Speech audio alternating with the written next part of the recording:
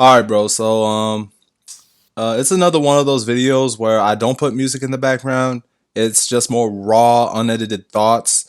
Um, but yeah, so I don't know where I was going with that, but let's get right into it. Let's talk about this whole James Harden situation. So a few days ago, I think it was Tuesday, if I'm not mistaken, where the Brooklyn Nets faced the LA Lakers and they lost by a score of 106 to 96. LeBron James played well. Russell Westbrook was pretty decent for what it was worth.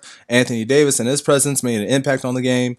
But more notably, James Harden was the only one on that Nets team because Kyrie and KD were out. And as soon as the Lakers were leading by 14, the Nets made a comeback. But ultimately, the Nets had missed opportunities, a lot of missed shots. And again, James Harden played pretty well. I believe he had 36 and 11, if I'm not mistaken. But more notably, after the game, James Harden actually came out and voiced his frustration. He just basically told the media that, hey, man, we're just not good enough because we have unavailable players, players being injured more often than not, dudes being in and out the lineup. I'm just only frustrated because I want to win. And when James Harden actually said something about players being available, a lot of people, or I shouldn't say a lot, but a good amount of people were pointing at Kyrie and his stance on the COVID vaccine, which I was planning to make a video about that before the NBA season started, but just a lot of things happened and I wasn't, I was in and out of YouTube, but um Kyrie's stance on the vaccine, he just basically didn't want to get it because he wanted to be a quote unquote voice for the voiceless. I'm not going to get into politics. So if you want to argue about the vaccine, go argue it with someone else. Don't argue it with me. This is a sports channel, not a politics channel. I'm not here to tell you to get vaccinated or not. But if you want to know my stance, well, you're not going to know.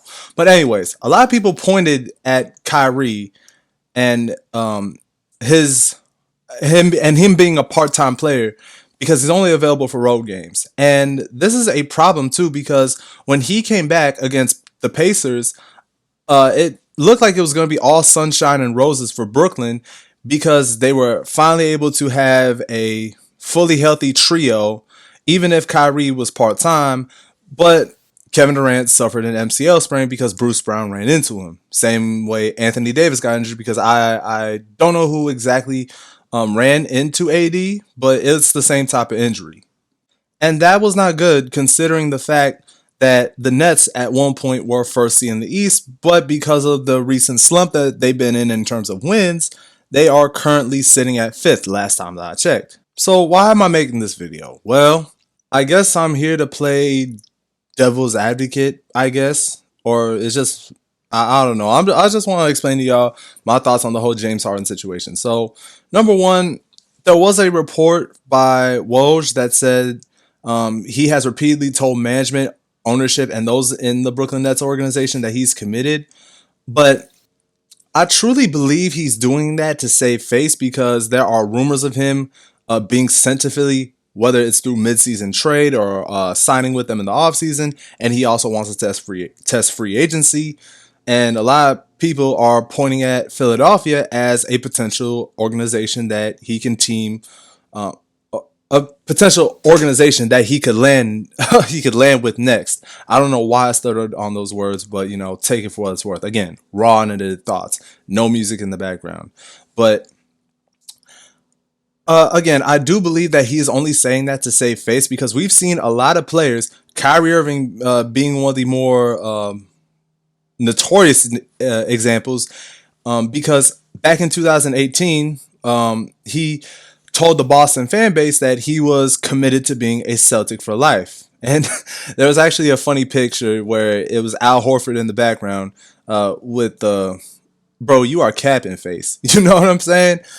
But there have been a lot of people and a lot of athletes that have said that they're going to commit to an organization because they've been there for quite a while and they quote unquote love the city and love the franchise, only for that to be fool's gold at the end of the day. And I believe that it's the same thing with James Harden. Now, who knows? Maybe if the Brooklyn Nets can turn around and they are at least in the finals, Would they win in the finals? Well, it depends on the opponent they face. Because if they're facing the Suns and the Warriors, well, they could win it, but good luck to them because they're gonna need a whole lot from their players.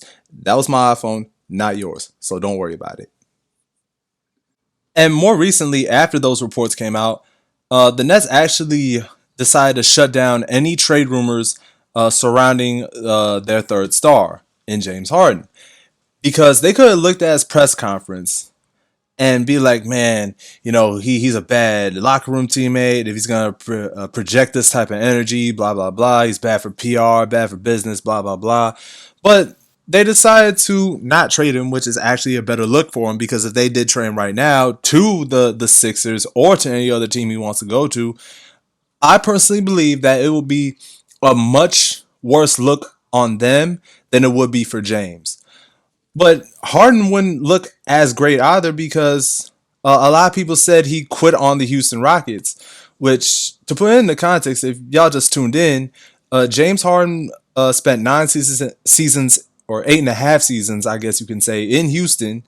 Um, and he played like crap against the Lakers, which was ironically his last game as a Rocket.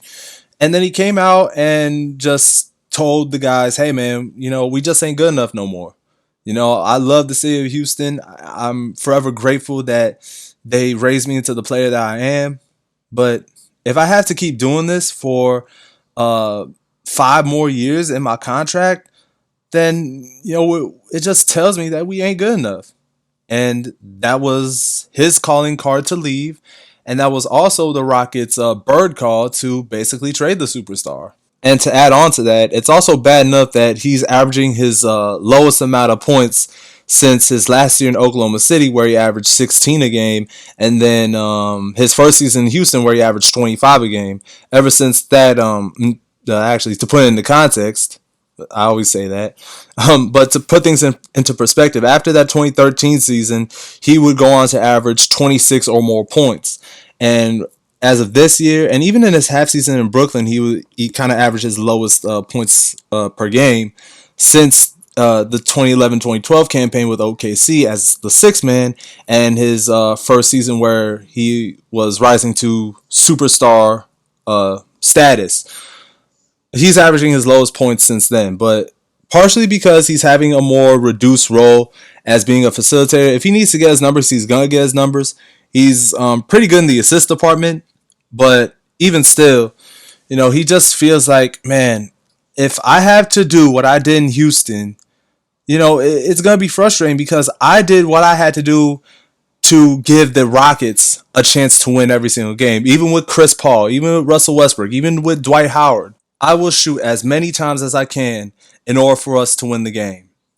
And he feels like he has to do that again with even more help that he's had than any other point in his career because he's playing with who a lot of people consider the best player in the NBA and Kevin Durant. And certainly he's been showing that throughout the season when he's healthy.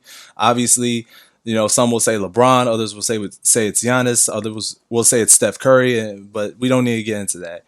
And he's also playing with one of the more dynamic point guards in the NBA who was already a champion before KD and obviously before James in Kyrie Irving. So he's feeling like because of the fact that these guys are unavailable from time to time, and of course Kyrie being a part-time player, of course he's going to get frustrated. But overall, I guess what I'm trying to say is that I do believe that the reports of him wanting to stay committed to the Brooklyn Nets, I believe that is his way of saving face, and he doesn't want to look bad, or he doesn't want to throw his teammates under the bus. Remember, Kyrie Irving did the same thing with the Boston Celtics. A lot of people were pointing at him because Kyrie threw Jason Tatum and Jaylen Brown under the bus when they weren't giving him production, and he wanted to be the leader. And obviously that didn't work out well. They imploded against the Milwaukee Bucks after winning Game 1 in 2019. But overall, James Harden is just frustrated with losing. That's my biggest takeaway from this. And I don't know, man. This is just a weird situation in total because there have been so many back and forth reports. Harden wants to get traded. Harden wants his way out. A lot of people are actually saying that Harden may be on his way out after the season ends if he's not traded at the trade deadline. And honestly, I'm kind of up and down about this. I guess I'm trying to get my 2 cents. But if I were James Harden, uh, I don't know. I would probably think about staying. But with the way things are going for this Brooklyn Net team, it looks less and less likely, especially since they lost like what 8 straight games. And as I continue to record this video, I left this video in the back burner because I'm trying to make videos about the recent trades, especially with Norman Powell. That video is in progress. Um, they got absolutely ramsacked by the Boston Celtics. Granted, Kyrie, James, and KD did not play, but I said it I think I said it in my Nets offseason video that what we are seeing from the Nets not playing well is a symptom of why they don't play well. You know what I mean? Because I said in that video, Joe Harris missing shots in that playoff series against Milwaukee was a symptom of everything that was wrong with that net team. There we go. That's what I meant to say. Everything that's wrong with that net team. Because they have the personnel. Like Javon Carter's a nice player. I like DeAndre Bembry.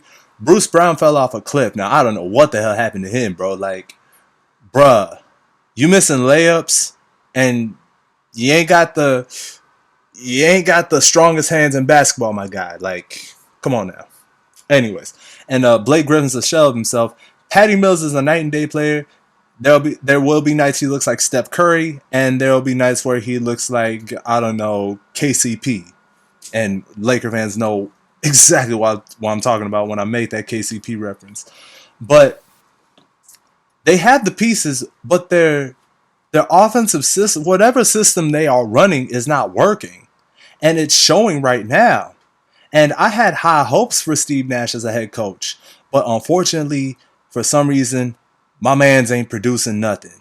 I thought after that Bucks loss in Game 7, I thought this was a way for Nash to progress as a head coach.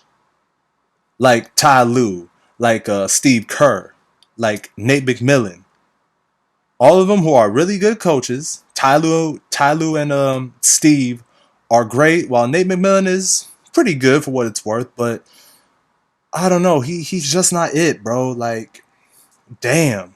Now, what do I make about this whole James Harden situation? Now, earlier, I did get the report that the Nets are not looking to trade James Harden, but Philly is really, really trying to make a push to trade more than likely Ben Simmons for Harden.